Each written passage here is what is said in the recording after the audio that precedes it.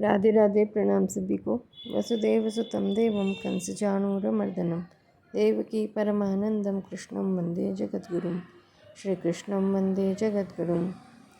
कल के वीडियो में श्लोक संख्या 22 तक की चर्चा हो गई थी। अब आगे 23वें श्लोक से 19वें श्लोक से 22वें श्लोक तक प्रकृति और पुरुष का विवेचन करके अब आगे के श्लोक में उन दोनों को तत्व से जानने का फल बताते हैं।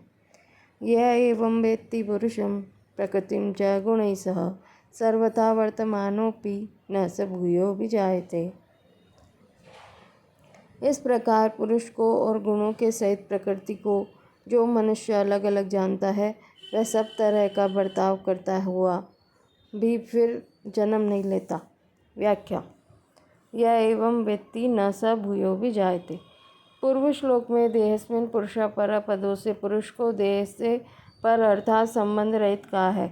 उसी को यहाँ एवं पद से कहते हैं कि जो साधक इस तरह पुरुष को देह से प्रकृति से पर अर्थात संबंध रहित जान लेता है तथा विकार कार्य कारण विषय आदि रूप से जो कुछ भी संसार दिखता है वह सब प्रकृति और उसके गुणों का कार्य है, ऐसा यथार्थ रूप से जान लेता है, वह फिर वर्ण आश्रम परिस्थिति आदि के अनुसार प्राप्त कर्तव्य कर्म को करता हुआ भी पुनर्जन्म को प्राप्त नहीं होता। कारण कि जन्म होने में गुणों का संग ही कारण है। यहाँ सर्वथा वर्तमानोपि पदों में निषिद्ध आचरण नहीं लेना चाहिए, क्योंकि जो अपने को देह के संबंध से रहित अनुभव करता है और गुणों के सहित प्रकृति को अपने से अलग अनुभव करता है, उसमें असत वस्तुओं की कामना पैदा हो ही नहीं सकती। कामना न होने से उसके द्वारा निषिद्ध आचरण होना असंभव है, क्योंकि निषिद्ध आचरण के होने में कामना तो हेतु है। भगवान यहाँ साधक को अपना वास्तविक स्वरूप जानने के लिए सावधान करते हैं, जिससे वह अच्छे प्रकार जान ले कि स्वरूप में वस्तुतः कोई भी क्रिया नहीं है, अतः वह किसी भी क्रिया का कर्ता नहीं है और कर्ता न होने के कारण वह भोक्ता भी नहीं है। साधक जब अपने आप को अकर्ता जान लेता है तब उसका कर्तापन अभिमान स्वतः नष्ट हो जाता है और उसमें क्रिया की फलासक्ति भी नहीं रहती। फिर भी उसके द्वारा शास्त्रविद क्रियाएं स्वतः होती रहती है। गुणातीत होने के कारण वह पुनर्जन्म को प्राप्त नहीं होता। परिशिष्ट भाव। पूर्व श्लोक में आए देहस्मिन् पुरुषापरा की व्याख्या इस श्लोक में करते हैं। जिसका विवेक जागृत हो गया है, अर्थात देहस्मिन् पुरुषापरा यह अनुभव में आ गया है, वह अपने वर्ण आश्रम के अनुसार सब कर्म करते हुए भी निर्लेप रहता है। वास्तव में मनुष्य मात्र का स्वरूप निर्लिप्त ही है, पर गुणों के संग से वह लिप्त हो जाता है और बार बार जन्मता मरता है। गुणों का संबंध प्रकृति के साथ है, पुरुष के साथ नहीं। सर्वथा वर्तमानोपि पदों में आए अपि का तात्पर्य यह है कि वह आसक्त मनुष्य की तरह सब बर्ताव करता हुआ भी निर्विकार रहता है। न स भूयो विजायते। जैसे छाछ से निकला हुआ मक्खन पुनः छाछ में मिलकर दही नहीं बनता, ऐसे ही प्रकृतिजन्य गुणों से संबंध विच्छेद होने पर मनुष्य पुनः गुणों से नहीं बनता। उसकी ब्रह्म से सधर्मता हो जाती है, अर्थात जैसे ब्रह्म का जन्म मरण नहीं होता, ऐसे ही उसका भी जन्म मरण नहीं होता। छठे अध्याय के 31वें श्लोक में आया है सर्वथा वर्तमानोपि स योगी मयि वर्तते, और यहाँ आया है सर्वथा वर्तमानोपि न स भूयो विजायते। छठे अध्याय में आए स योगी मयि वर्तते पदों में प्रेम की प्राप्ति है और यहाँ आए न स भूयो विजायते पदों में बोध की प्राप्ति है। प्रेम और बोध दोनों में ही गुणों का संग नहीं रहता। दोनों में अंतर यह है कि बोध में तो जन्म मरण से मुक्ति होती है, पर प्रेम में मुक्ति के साथ साथ भगवान से अभिन्नता होती है। पूर्व श्लोक में भगवान ने जन्म रहित होने से प्रकृति पुरुष को यथार्थ जानना कारण बताया। अब यह जिज्ञासा होती है कि क्या जन्म मरण से रहित होने का और भी कोई उपाय है। इस पर भगवान आगे के 2 श्लोकों में 4 साधन बताते हैं। ध्यानेनात्मनि पश्यन्ति केचिदात्मानमात्मना अन्य सांख्येन योगेन कर्मयोगेन चापरे।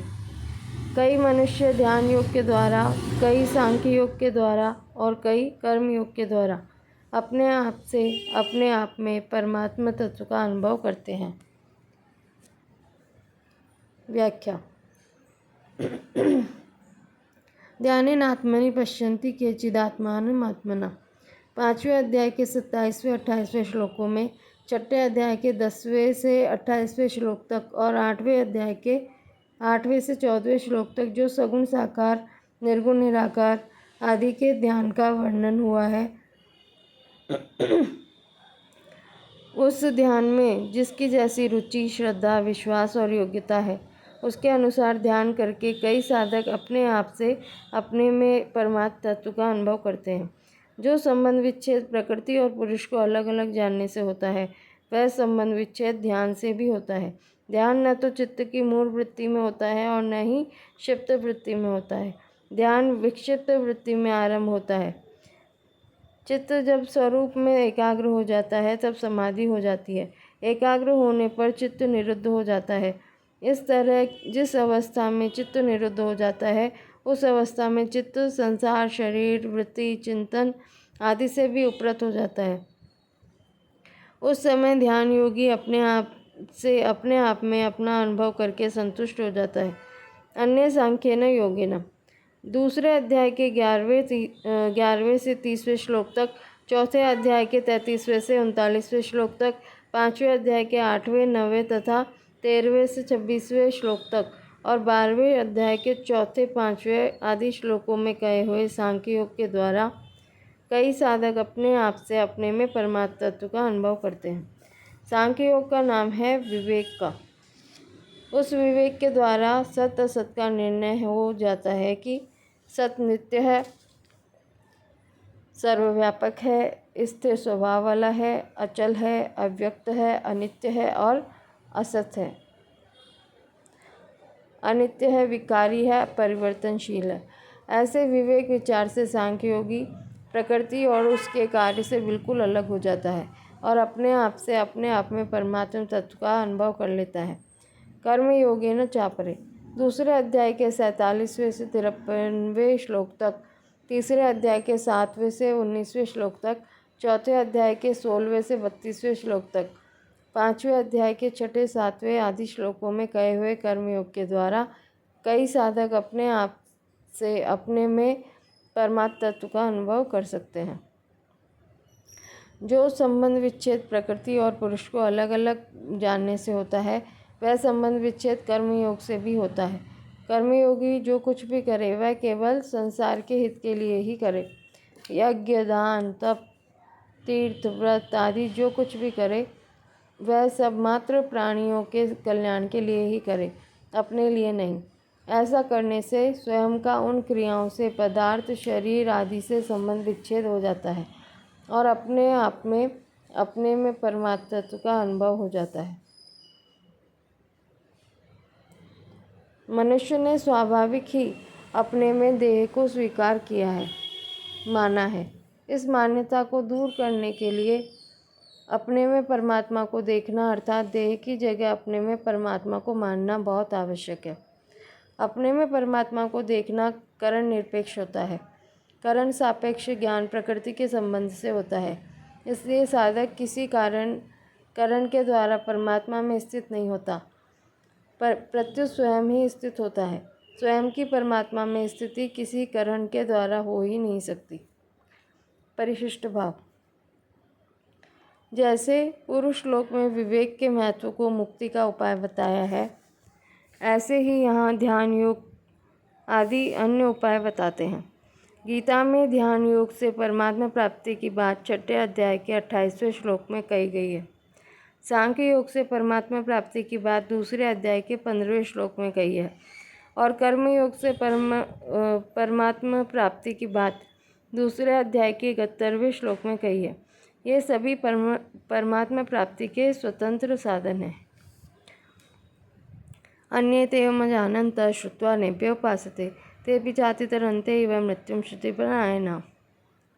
दूसरे मनुष्य इस प्रकार ध्यान योग, सांख्य योग, कर्मयोग आदि साधनों को नहीं जानते, पर दूसरों से जीवन मुक्त महापुरुषों से सुनकर ही उपासना करते हैं। ऐसे वे सुनने के अनुसार आचरण करने वाले मनुष्य भी मृत्यु को तर जाते हैं। व्याख्या। अन्यतेव जानन्तः मृत्युं श्रुतिपरायणाः। कई ऐसे तत्व प्राप्ति की उत्कंठा वाले मनुष्य हैं जो ध्यान योग, सांख्य योग, कर्म योग, हठ योग, लय योग आदि साधनों को समझते ही नहीं, अतः वे साधन उनके अनुष्ठान में भी नहीं आते। ऐसे मनुष्य केवल तत्वज्ञ जीवन मुक्त महापुरुषों की आज्ञा का पालन करके मृत्यु को तर जाते हैं, अर्थात तत्व ज्ञान को प्राप्त कर लेते हैं। जैसे धनी आदमी की आज्ञा का पालन करने से धन मिलता है, ऐसे ही तत्वज्ञ जीवन मुक्त महापुरुषों की आज्ञा का पालन करने से तत्वज्ञान मिलता है। हाँ, इसमें इतना फर्क है कि धनी जब देता है तब धन मिलता है, परंतु संत महापुरुषों की आज्ञा का पालन करने से, उनके मन के संकेत के आज्ञा के अनुसार तत्परता पूर्वक चलने से मनुष्य स्वतः उस परमात्मा तत्व को प्राप्त हो जाता है, जो कि सबको सदा से ही स्वतः स्वाभाविक प्राप्त है। कारण कि धन तो धनी के अधीन होता है, पर परमात्मा तत्व किसी के अधीन नहीं है। शरीर के साथ संबंध रखने से ही मृत्यु होती है। जो मनुष्य महापुरुषों की आज्ञा के परायण हो जाते हैं, उनका शरीर से माना हुआ संबंध छूट जाता है, अतः वे मृत्यु को तर जाते हैं। अर्थात वे पहले शरीर की मृत्यु से अपनी मृत्यु मानते थे, उस मान्यता से रहित हो जाते हैं। ऐसे श्रुतिपरायण साधकों की 3 श्रेणियाँ होती हैं। पहली, यदि साधक में सांसारिक सुख भोग की इच्छा नहीं है, केवल परमात्मा तत्व प्राप्ति की ही उत्कट अभिलाषा है, और वह जिनकी आज्ञा का पालन करता है वे अनुभवी महापुरुष हैं, तो साधक को शीघ्र ही परमात्मा की प्राप्ति हो जाती है। दूसरा, यदि साधक में सुख भोग की इच्छा शेष है, तो केवल महापुरुष की आज्ञा का पालन करने से ही उसकी उस इच्छा का नाश हो जाएगा और उसको परमात्मा की प्राप्ति हो जाएगी। तीसरा, साधक जिनकी आज्ञा का पालन करता है वे अनुभवी महापुरुष नहीं है, पर साधक में किंचन मात्र भी सांसारिक इच्छा नहीं है और उसका उद्देश्य केवल परमात्मा की प्राप्ति करना है, तो उनको भगवत कृपा से परमात्मा प्राप्ति हो जाएगी, क्योंकि भगवान तो उसको जानते ही हैं। अगर किसी कारणवश साधक की संत महापुरुष के प्रति अश्रद्धा, दोष दृष्टि हो जाए, तो उनमें साधक को अवगुण ही अवगुण दिखेंगे, गुण दिखेंगे ही नहीं। इसका कारण यह है कि महापुरुष गुण अवगुणों से ऊंचे उठे होते हैं, अतः उनमें अश्रद्धा होने पर अपना ही भाव अपने को दिखता है। मनुष्य जिस भाव से देखता है उसी भाव से उसका संबंध हो जाता है। अवगुण देखने से उसका संबंध अवगुणों से हो जाता है। इसलिए साधक को चाहिए कि वह तत्वज्ञ महापुरुष की क्रियाओं पर, उनके आचरणों पर ध्यान न देकर उनके पास तटस्थ होकर रहे। संत महापुरुष से ज़्यादा लाभ वही ले सकता है जो उनसे किसी प्रकार के सांसारिक व्यवहार का संबंध न रखकर केवल पारमार्थिक संबंध रखता है। दूसरी बात, साधक इस बात की सावधानी रखे कि उसके द्वारा उन महापुरुष की कभी भी निंदा न हो। यदि वह उनकी निंदा करेगा तो उसकी कहीं भी उन्नति नहीं होगी। परिशिष्ट भाव, जिन मनुष्यों में शास्त्रों को समझने की योग्यता नहीं है, जिनका विवेक कमजोर है, पर जिनके भीतर मृत्यु से तरने की उत्कट अभिलाषा है, ऐसे मनुष्य भी जीवन मुक्त संत महात्माओं की आज्ञा का पालन करके मृत्यु को तर जाते हैं। उपनिषद में एक कथा आती है।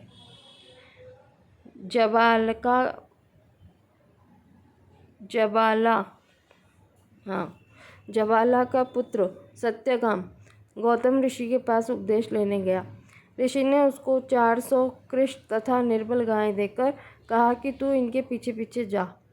सत्यकाम ने उत्साहपूर्वक कहा कि इनकी संख्या 1000 होने पर ही मैं वापस आऊँगा। ऐसा कहकर वह उन गायों को वन में ले गया और वहाँ उनका पालन पोषण करने लगा। बहुत वर्ष बीतने पर जब उनकी संख्या 1000 हो गई, तब एक सांड ने उससे कहा कि हमारी संख्या 1000 हो गई है, अब तू हमारे को आचार्य के पास पहुँचा दे। ऐसा कहकर उस सांड ने सत्यकाम को ब्रह्म के प्रथम पाद का उपदेश दिया। दूसरे ही दिन सत्यकाम गायों को लेकर गुरुकुल की ओर रवाना हो गया। रास्ते में उसको अग्नि ने ब्रह्म के दूसरे पाद का उपदेश दिया, हंस ने ब्रह्म के तीसरे पाद का और मदगु एक जलचर पक्षी, उसने ब्रह्म के चौथे पाद का उपदेश दिया। इस प्रकार रास्ते में ही ब्रह्म ज्ञान प्राप्त करके वह गौतम ऋषि के पास पहुंचा। गुरु के पूछने पर उसने सारी बात बताई और उनसे अपने श्रीमुख से उपदेश देने की प्रार्थना की। तब गौतम ऋषि ने उसको उपदेश दिया। इस तरह केवल तत्वज्ञ जीवन मुक्त महापुरुष की आज्ञा मानने से ही सत्य काम को तत्व ज्ञान हो गया। अब इससे आगे के श्लोकों की चर्चा कल करेंगे। राधे राधे।